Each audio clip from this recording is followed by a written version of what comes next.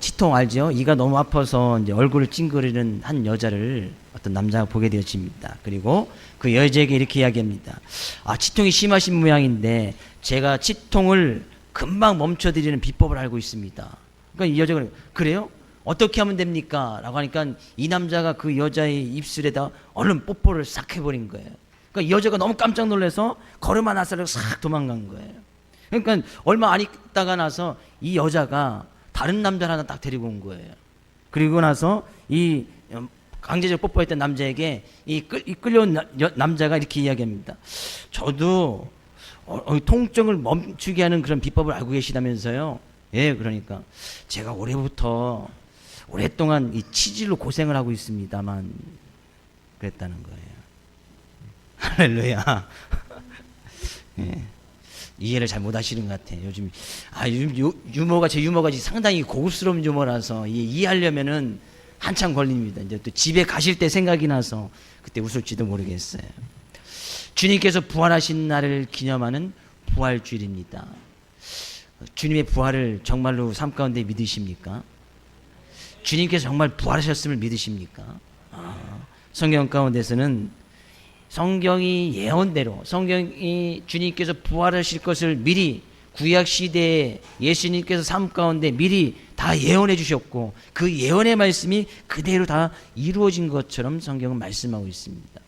우리가 또한 성경을 믿는다면 하나님을 믿는다면 하나님의 말씀 가운데 미리 구약시대부터 벌써 주님이 오실 것을 예언해 주셨고 실제적으로 그 주님이 오셨고 그 주님께서 부활하실 것을 말씀하셨고 그 주님이 부활하셨다는 거예요. 그럼 굳이 왜 주님께서 왜 그런 부활의 모습을 보여주셨을까? 우리 생각해 볼 필요가 있잖아요. 굳이 왜 하나님의 아들이신 예수님께서 이 세상에 오셔서 죽으시고 부활하셨으면 하셨을까? 우리는 오늘 본 말씀을 통해서 그 부활의 증거를 살펴보길 원하고 주님께서 부활하신 그 목적을 살펴보길 원하고 그 삶 가운데서 우리는 어떤 삶을 살아가야 되는가 말씀을 통해서 좀 은혜를 나눠보기를 원합니다. 성경에는 예수님만 죽었다 살아난 것이 아니라 성경에는 많은 사람이 죽었다 살아난 사람들이 있습니다. 그렇죠? 예수님만 죽었다 살아난 것이 아니라 사렙다 과부의 아들 엘리야에서 또 죽었다가 살아나게 되어지고 일단 수넴 여인의 아들 엘리사에서 죽었다 살아나게 되어지고요. 야이로의 딸 나인성에 들어갔던 과부의 아들 또한 이 나사로 또한 사도행전에서 보면 다비다 유도고 같은 사람도 죽었다가 살아나는 그런 모습이 있는 것을 보게 되십니다. 네, 이 죽었다 살아나는 것을 갖다가 예수님에 비교하면 전혀 다른 의미 같아요. 왜냐하면 성경에 그럴 때 죽음을 맞이했다가 살아났다는 사람들은 다시 죽음을 맞이하게 됩니다. 다시 죽었단 말이에요. 죽었다 다시 살았지만 언젠가는 그들이 다시 이 육체적인 죽음을 맞이하게 됩니다. 그러나 예수님께서 죽었다 살아나셨다. 이 부활이라는 것은 다시는 죽음이 없는 그런 영원한 삶을 살아가신 것을 예수님께서 말씀하신 거예요. 우리 기독교가 예수님 믿는 우리 기독교가 기독교의 정말 핵심과 중심 가운데 예수 그리스도의 십자가 부활이 없으면 그 부활에 대한 소망이 없고 그 부활에 대한 확신이 없고 부활에 대한 믿음이 없고 예수님의 부활이 없으면 우리 기독교는 존재할 수가 없는 거예요.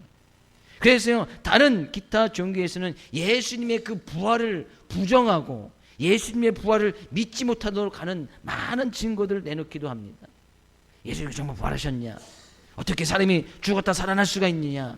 많은 근거를 통해서 이 부활의 종교인 기독교 신앙을 막 무시하고 기독교가 종교가 아닌 것으로 이야기하는 경우도 있다는 얘기예요. 네, 오늘 본 말씀에서 보면 그 부활에 대한 증거를 한 가지 이야기하고 있는데 그 위에 예수님께서 부활하신 이후에 제자들에게 예수님께 부활하신 모습을 보여주게 됩니다. 제자들에게 보여주게 되어지고 고린도전서에서는 수많은 또 500명의 그 외의 다른 제자들과 바울사도에게 보여주게 계시고 그의 많은 제자들에게 예수님께서 부활하신 모습을 친히 보여주십니다. 그 외에도 히브리서에 가서 보면 허다한 증인들이 있다고 이야기합니다. 예수님의 부활하신 모습을 본 사람이 예수님의 제자뿐만 아니라 허다한 증인들, 무덤가에 찾아갔던 그 여인들, 예수님의 제자들, 그 외에 많은 또 다른 제자들, 500명이 넘는 제자들에게도 예수님께서 찾아 그들에게 부활하신 모습을 보여주게 돼요. 그런 증인들이 있었단 말이에요. 증인들. 예수님의 무덤을 지금도 예루살렘에 가면 예수님께서 묻힌 그 무덤을 성지순례 가면 그 예수님께서 묻히신 무덤이라고 이렇게 그 표시해놓고 그 무덤 자리를 이렇게 성지순례하는 가운데 이렇게 돌아본다고 이야기를 해요. 근데 그 무덤은 여전히 지금도 비어있는 무덤, 아무런 시체가 없는 그런 빈 무덤으로 존재한다는 것이죠. 왜? 거기에 예수님의 시체나 그 어느 것을 갖다 둘 수가 없는 거예요. 왜? 예수님의 시신이 있어야 그것을 갖다 놓을 것이 아니겠습니까? 예수님의 무덤은 빈 무덤으로 존재했고 예수님의 부활의 강력한 증거가 될 수 있다는 거예요. 근데 사람들은 이야기하죠. 예수님이 십자가에 못 보였을 때 대제사장들 이야기들이 제자들이 예수님의 시신을 훔쳐갔다 이야기하고 예수님이 죽은 것이 아니라 잠깐 기절했다가 깨어난 것이다 라고 이렇게 회의주의자들은 이렇게 이야기하는 경우도 있습니다. 그러나 성경은 그렇게 이야기하고 있지 않습니다. 정말 주님의 죽으심과 주님의 부활이 없다면 우리가 믿는 것도 아무런 소용이 없는 것이고 기독교도 존재할 수 없는 것이고 하나님을 거짓말하는 사람으로 만드는 것이고, 그죠? 예수 그리스도의 죽음이 없고 다시 살아나신 것이 없다면 여러분과 저의 믿음도 없던 것이고 우리가 모든 사람들 가운데 가장 불쌍한 자다. 불쌍한 자. 예수님의 죽음과 예수님의 부활이 없으면 가장 불쌍한 자들이 여러분과 저라는 거예요. 더 불쌍한 사람은 저겠지요. 그 주님의 부활이 있다고 또 강단에서 이야기를 하고 있으니까. 예수님의 부활이 없다면 하나님을 거짓말하는 거짓신으로 만드는 것이고 우리의 믿음과 우리가 가진 주님을 위해서 드렸던 모든 것들이 다 헛수고일 뿐만 아니라 가장 불쌍한 사람, 가장 불쌍한 사람이라는 거예요. 그러나 성경은 분명히 말씀하고 있고 주님께서도 친히 말씀하고 있고 우리는 그 부활의 주님을 믿고 나간단 말이죠. 그 부활의 역사성을 입증하는 확실한 근거를 한 가지 더 이야기하고 있는데 예수님께서 부활하시고 나서 제자들에게 말씀하고 있습니다. 너희는 온 천하에 다니며 만민에게 복음을 전파하라. 예수님의 부활이 예수님의 제자들 가운데도 믿지 못할 사건이었다면 예수님께서 제자들에게 말씀하셨을 때 그중 어느 한 사람이면 예수님께서 부활하신 것이 거짓이라고 그 어느 한 사람이라도 그것을 믿었더라면 그것을 갖다 다 이야기하고 다니지 않겠습니까? 근데 그 어느 누구도 예수님의 부활이 거짓이 아닌 것을 이야기하고 예수님께서 마지막 말씀하셨던 그 말씀을 받아들이고 예수님의 제자들이 그가 수많은 고통과 어려움과 문제와 또한 복음을 증거하다가 목숨을 잃어버린 그런 상황 가운데서도 예수님께서 말씀하신 그 말씀을 증거하고 다니더라는 거예요. 거짓은요 언젠가는 다 들키게 되어 있습니다. 내 거짓 하나 하면 당분간 며칠은 몇 년은 이렇게 속일 수 있지만 그것이 언젠간 다 드러나게 돼 있단 말이죠. 거짓말의 유효는 또 길지도 않습니다. 거짓말하면 반드시 드러나게 돼 있어요. 예수님의 부활을 목격했던 많은 사람이 예수님의 부활이 참이 아니고 거짓이다 라고 한 사람이라도 그것을 그렇게 믿었던 사람이 있더라면 그것은 금방 예수님의 부활의 사건이 거짓이라는 것이 금방 드러나게 돼 있단 말이죠. 그러나 그 어느 누구도 제자들 가운데 그것이 거짓이라고 이야기하지 않는다는 거예요. 그래서 그 말을 들은 제자들이 나가서 두루 전파함으로 주 하나님께서 그들과 함께 하시고 역사하시고 그들 가운데 놀라운 일이 나게 하시고 예수님의 십자가 부활을 믿는 많은 또 다른 제자들이 생겨나게 되어지더라는 얘기예요. 부활의 확실한 증거 아니겠습니까? 예수님의 부활을 가장 입증하는 가장 큰 증거는 바로 그 기독교 신앙이 지금까지 모든 족속과 모든 백성 사이에 그 예수님의 십자가 부활이 지금도 증거되어져 있고 점촌이라는 이곳에서도 그 복음이 증거되어지고 예수님의 십자가 부활을 믿고 나가는 우리들이 지금 이 자리에 앉아서 하나님께 예배드리고 있다는 거예요. 그것이 가장 큰 부활의 증거 아니겠습니까? 내가 지금 예수님을 믿고 있다는 그 증거, 내가 그 부활의 주님을 지금 예배하고 있다는, 그 하나님 앞에 앉아 있다는 우리가 있다는 거, 그것이 가장 큰 부활의 증거가 아니겠습니까? 그 부활의 주님을 믿지 않는다면 우리는 이 시간 이 자리에 앉아 있을 필요가 없는 거예요. 그 하나님을 예배할 이유가 없단 말이죠. 나는 부활의 주님이 믿어지는 것 같기도 하고 안 믿어지는 것 같기도 하고, 주님께서 나의 죄를 위해서 십자가를 지신 것 같기도 하고 안 지신 것 같기도 하고, 지금 아동바이들이 나의 죄를 위해서 십자가를 지신 아이, 정말 이렇게 찬양하는데, 그죠? 저 아이들도 죄송하지만 다 죄인이에요. 다 죄인이잖아요. 그렇죠? 아이들 이쁘고 율동 잘하고 찬양 잘하고 하지만 다 죄인이에요. 그 죄를 고백할 찬양으로 그들의 자기의 죄를 위해서 십자가를 지신 그 주님을 지금 찬양하고 있잖아요. 어떻게 보면 주님의 십자가 부활이 안 믿어질 수도 있어요. 근데 내가 지금 믿고 그 하나님 앞에 지금 예배의 자리에 앉아 있다는 것은 주님께서 우리에게 그런 믿음을 허락해 주시고 믿을 수 있도록 도와주신다는 거예요. 그래서 내가 세상 끝날까지 너희와 함께 하시라 라고 말씀하신 그 말씀이, 그 주님이 증거되어지는 그 어느 곳에서, 주님이 증거되는 그 십자가 부활을 증거하는 그 어느 곳에서 내가 너희들과 함께하고 그들을 증거되어지는 그 말씀 속에서 그 말씀을 듣는 그들에게 믿음이 들어가게끔 할 것이고, 그들로 하여금 하나님 나라를 이루며 살게끔 하실 것이라고 말씀하고 있는 거예요. 우리 자신이 바로 부활의 증거다는 얘기예요. 예수님께서 부활하신 부활의 증인이다는 얘기죠. 믿으십니까? 그래서 저는 말씀을 통해서 우리들의 삶의 모습이 그런 부활의 증인된 삶, 부활을 증거하는 증인된 삶의 모습으로 살아가야 할 것입니다. 그럼 부활의 증인된 삶이 무엇이냐는 얘기예요. 제자들이 보여줬던 그 모습이에요. 주님께서 제자들에게 말씀하십니다. 너희는 온 천에 다니며 만민에게 복음을 전파하라. 믿고 세례를 받는 자들은 구원을 얻을 것이요 믿지 않는 사람은 정죄를 받으리라 라고 분명히 이야기하라는 거예요. 제자들에게 그렇게 말씀해 주셨어요. 네, 그 제자들이 부활의 주님을 만남으로 그들이 그 말씀을 증거하고 다녔다는 거예요. 사도행전에 가서 보십시오. 제자들이 가는 곳곳마다 예수님의 십자가 부활을 이야기했어요. 왜? 그들이 부활의 증인이기 때문에, 예수님을 증거하는 증인이 되어졌기 때문에 가는 곳곳마다 다 이야기하지 않습니다. 복음을 증거하는데 그들 감옥에 가둡니다. 그 감옥 안에서도 복음을 증거합니다. 그들이 복음을 증거하다가 때로는 돌을 맞습니다. 근데 돌을 맞으면서도 예수님의 십자가 부활을 이야기하는 거예요. 그들은 복음을 증거하다가 예수님의 십자가 부활을 이야기하다 때로는 죽음을 당합니다. 근데 그 죽음의 상에 있어서도 예수님의 십자가 부활을 이야기하고 있단 말이죠. 그것이 부활의 삶을 산 거예요. 왜? 그들이 왜 예수님의 십자가 부활을 목격하면서 그 복음을 증거하면서 왜 고난을 당하고 죽임을 당하면서도 그 믿음을 놓지 아니했는가? 그들은 확실한 부활이 있음을 믿었기 때문이에요. 그래서 이 세상에 부활이 있다고 믿는 우리들은 이 세상의 삶이 다인 것처럼 살아가지 않습니다. 예수를 믿고 나가는 우리들은 이 세상의 삶이 정말 끝이라고 생각하면서 이 세상에서 모든 것을 다 쏟아붓고 살아가지 않는단 말이에요. 부활 이후에는 영생이 있기 때문에, 부활 이후에는 우리도 다시 부활할 것이기 때문에, 부활 이후에는 이 세상 나라가 아닌 하나님 나라가 있기 때문에 이 세상에서 모든 것을 다 이루려고 하지 않는단 말이에요. 그래서 부활을 믿는 사람은 삶에 여유가 있습니다. 왜 그토록 제자들이 감옥에서 돌에 맞으면서 또한 죽음을 맞이하면서 예수님의 십자가 부활을 이야기하고 다녔을까요? 이 세상 삶이 다가 아니라는 것을 알았기 때문이에요. 그렇죠?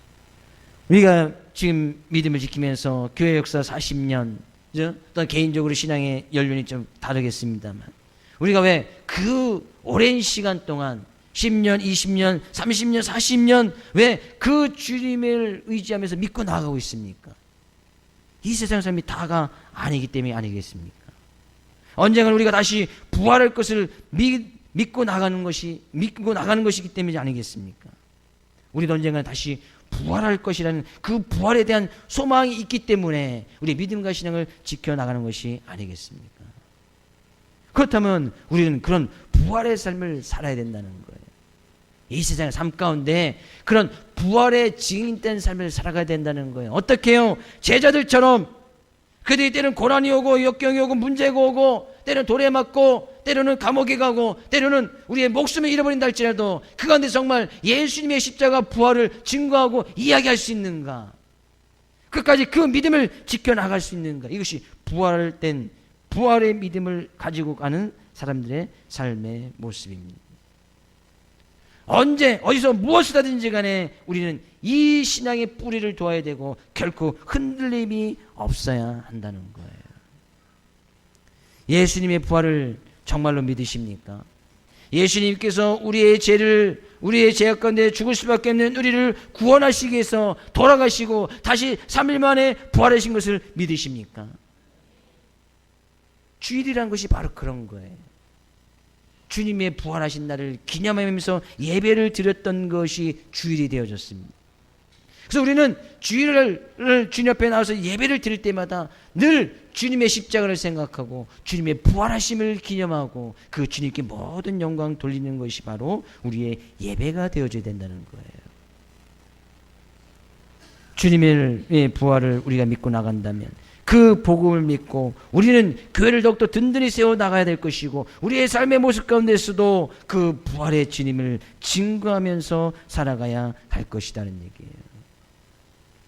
그럴 때요, 믿는 자들에게는 이런 일들이 일어날 것이라고 이야기하고 있습니다. 본문 17절 18절, 믿는 자들에게는 이런 표적이 따르느니 곧 그들이 내 이름으로 귀신을 쫓아내며 새 방언을 말하며 뱀을 집어올리며 무슨 독을 마실지라도 해를 받지 아니하며 병든 사람에게 손을 얹은 즉 나으리라 하시더라. 믿는 자들, 예수님의 십자가 사건을 믿는 자들, 예수님의 부활을 믿는 자들에게는 이런 표적들이, 이런 일들이 일어나게 될 것이라는 거예요.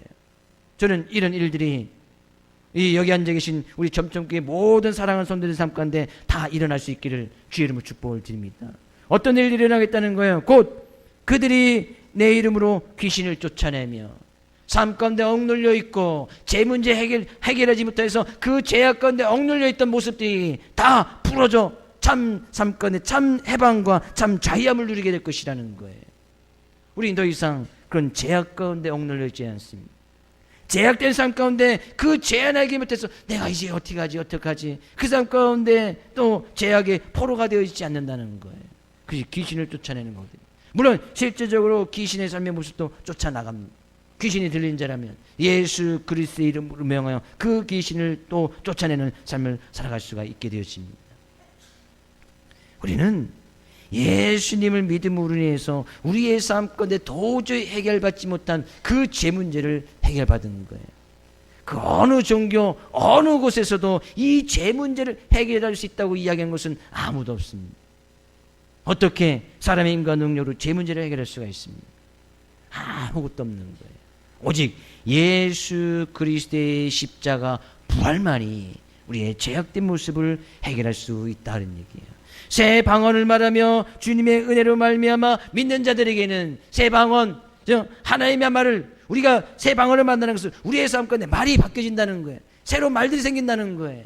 물론 여기서는 성경적으로 말하는 성령의 충만을 받고 말하는 그 방언을 이야기할 수도 있고 삶 가운데 말이 바뀌어진단 말이에요. 말이 새 방언, 새로운 말이 생겨난다는 거예요. 예수님 믿기 전에 했던 말들과 예수님 믿고 난 후에 말들이 바뀌어지게 된다는 것이죠.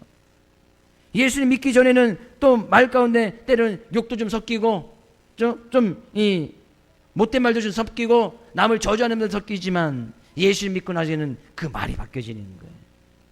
말이 바뀌면 행동이 바뀌어지게 되고 행동이 바뀌면 그의 인생이 바뀌어지는 거예요.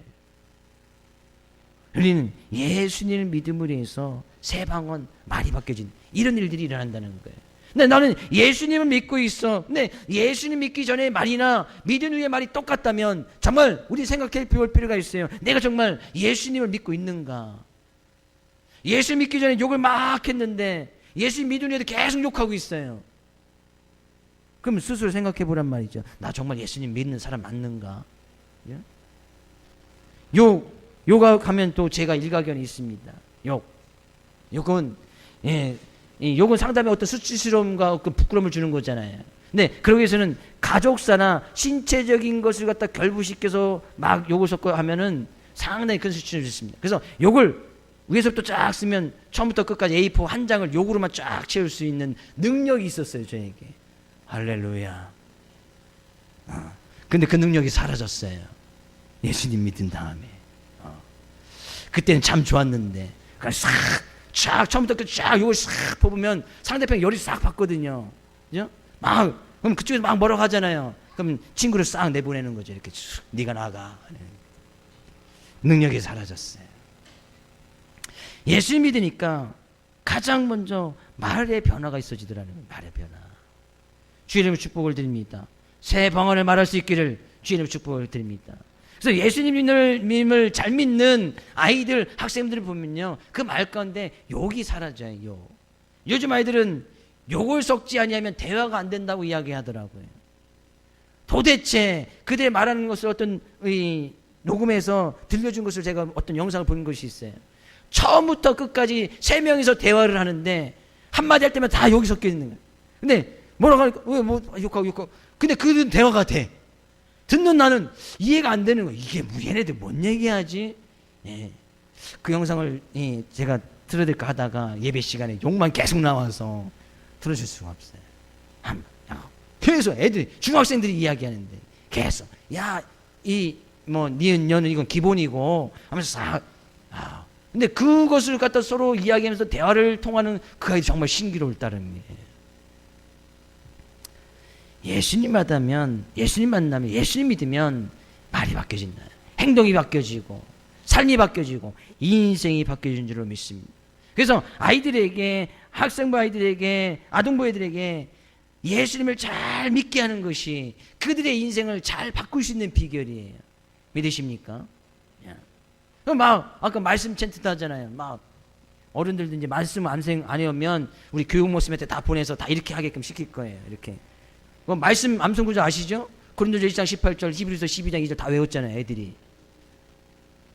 노래로서 이걸 하면서 다 외웠잖아요.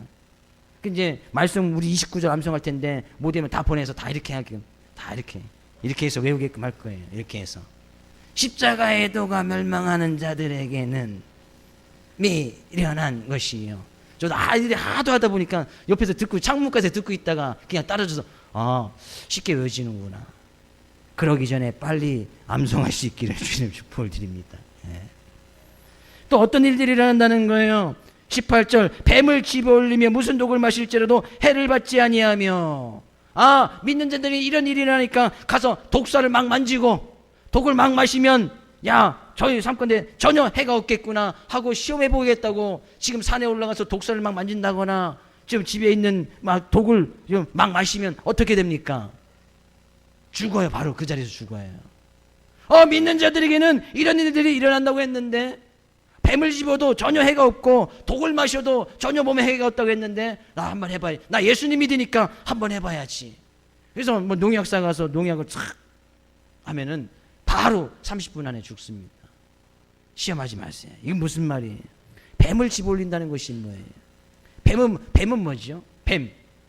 아담과 하와 죄악 가운데 유혹들에게 쓰러뜨리게 했던 그 뱀을 이야기하는 거예요. 예수님 믿으면 사단의 유혹들이 와도, 세상의 유혹이 와도 그들이 아무리 독을 갖다 막 뿌려도 우리는 전혀 해받지 않는다는 거예요. 여전히 사단들은 지금도 삼킬 자를 찾기 위해서 두루두루 이곳저곳 찾아다닌다고 하지 않습니까? 그 사단이 와서 때로는 독도 뿌리는 거예요.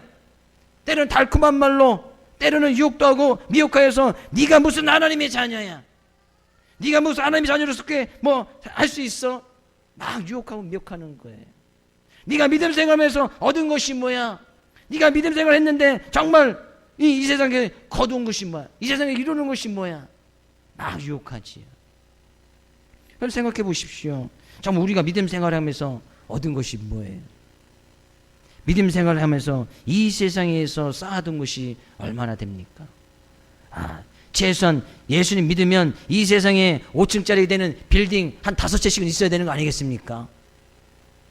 아무도 안 계시군요. 그렇죠? 빌딩 5채짜리 되는, 5층 되는 5채 아무도 안 갖고 계시죠. 사단이 이야기하죠. 너 예수님 잘 믿으면 복 준다며. 그렇지. 복 받은 게 뭐야? 빌딩 5채 정도는 있어야지. 우리 교회 성도들과 그렇게 모든 분 다 그렇게 되기를 주의 이름으로 축복하지만 그것만이 복은 아니지요. 사단이 유혹하는 거예요. 네가 정말 예수님 잘 믿는다면 세상에서 해놓은 것이 뭐가 있어? 네 이름 앞으로 된 게 뭐가 있어? 집이 있어? 땅이 있어? 집 있고 땅이 있어? 얼만큼 있어? 한 30평 있는데, 30평 된 아파트 하나에 딸랑 있는데, 자동차 하나 있는데, 사단의 유혹, 때로는 달콤한 말로, 때로는 우리를 믿음까지 떨어뜨리기 위해서 자녀다운 삶을 살지 못하도록 늘 와서 유혹하고 미혹하고 독을 뿌려놓고 한단 말이죠. 그러나 예수님 믿는 자들은, 소위대도 말씀드렸지요. 부활을 믿는 사람들은 이 세상의 삶의 모습이 다가 아니기 때문에 다른 사람들처럼 빌딩 다섯 채 없고 내 이름으로 된 것이 이 세상 땅 가운데 아무것도 없는다 할지라도 우리는 그것에 연연하지 않는단 말이죠. 왜? 예수님 믿는 그 믿음 가운데 하늘 나라에는 우리를 위해서 낸 놀라운 면류관들이 있고 우리를 위해 된 하나님의 나라, 그 나라를 기업으로 받을 것을 성경은 약속하고 있기 때문이다 이런 얘기예요. 병든 사람에게 손을 얹은 즉 나으리라. 힘들고 어렵고 괴로운 가운데 있는 사람들에게 그들을 위해서 기도할 때 놀라운 일들이 일어나게 될 것이라는 거예요. 예수님께서 그런 삶을 사셨고 그렇게 제자들을 살아가도록 그들에게 말씀하셨고 그 부활의 주님을 보고 나가는 그들에게 제자들의 그런 일들이 일어나게 되어졌다는 거예요. 예수님의 부활을 믿는다면 우리 삶 가운데 그런 일들이 일어나야 할 것이라는 얘기예요. 부활의 삶, 증인된 삶, 믿는 자의 사의 모습으로 이야기를 듣던 제자들이 어떻게 합니까? 20절 제자들이 나가 두루 전파할세 주께서 함께 역사하사 그 따르는 표적으로 말씀을 확실히 증언하시니라. 부활의 주님을 확실히 믿던 이 제자들은 그 말씀 의지해서 가서 그 복음을 이야기했단 말이죠. 그 예수를 이야기했단 말이에요. 두루두루 다니면서 이곳저곳을 다니면서 이야기했고 온 유대와 사마리아와 땅끝까지 이르러 그 예수를 증거하는 사람들이 지금도 헌신하고 지금도 세계 곳곳에서 모든 족속과 방언들에게 다 예수가 들어갈 수 있도록 이 말씀을 의지해서 지금도 나가고 있단 말이에요. 예수님의 부활의 확실한 증거가 아니겠습니까? 우리도 그런 부활의 주님을 믿는다면 우리의 삶 가운데 그런 부활의 주님을 증거하는 증인된 삶의 모습을 살아가야 할 것입니다. 예수님의 부활을 믿으십니까? 예수님께서 나의 죄를 위해서 십자가를 지시고 다시 부활하신 것을 믿으십니까? 그렇다면 오늘, 바로 오늘, 내일도 오늘 부활의 삶을 살아가기를 주의 이름으로 축복을 드립니다. 그 예수님을 이야기하고 믿는 자들에게 나타나는 이런 표적들이 일어나서 세상의 그 어떤 유혹과 미혹 속에서도 사단의 유혹 미혹 속에서도 당은 반드시 이겨 승리하며 많은 놀라운 기적들이, 많은 삶 가운데 체험들이, 하나님께 함께 하시는 많은 역사들이 삶 가운데 일어날 수 있기를 주의 이름으로 축복을 드립니다.